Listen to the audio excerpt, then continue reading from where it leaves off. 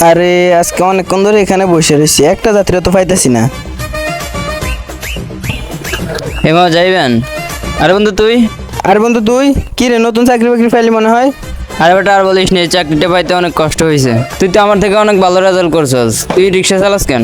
আচ্ছা বন্ধু শুন, তাহলে আমি কি কারণে রিক্সা চালাই চল আমরা চা খাইতে খাইতে কথা বলবো, ঠিক আছে?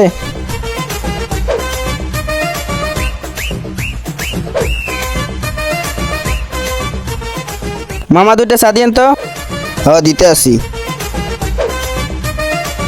আচ্ছা তাহলে শুন, আমি কি কারণে রিক্সা চালাই।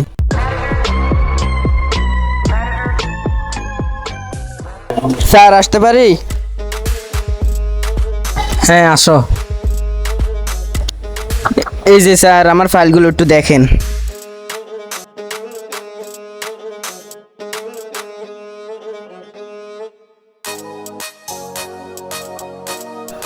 হ্যাঁ তোমার সব কিছু ঠিক আছে। আচ্ছা তুমি চাকরির জন্য কত টাকা আনছো? চাকরির জন্য আবার কিসের টাকা স্যার? আরে মেয়ে কয় কি, এই মেয়ে আপনি একটা সরকারি চাকরি পাইতেছে, আপনি আমাদের কিছু দিবেন না? ও স্যার আপনি কোন কি, আপনি কি আমার থেকে ঘুষ চাইতে আছেন? আরে বাপু এটা ঘুষ না। তাহলে কি স্যার? আপনি আমাকে চা নাস্তা খাওয়ার জন্য 10 লাখ টাকা দেন, আমি আপনাকে চাকরিটা দিয়ে দিব। আরে স্যার, এই লেয়ারে চা নাস্তা করার জন্য আপনাকে 10 লক্ষ টাকা দেওয়া লাগবে কেন? 500 টাকা দিলে তো আপনারা চা নাস্তা করতে পারেন। আরে ভাই বোঝেন না কেন, 10 লাখ টাকা না দিলে তো আপনার চাকরিটা হবে না।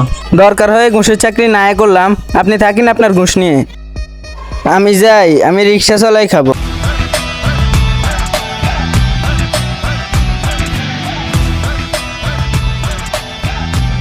ও বুঝতে পারছি, তাহলে তুই এই কারণে রিক্সা চালাস না?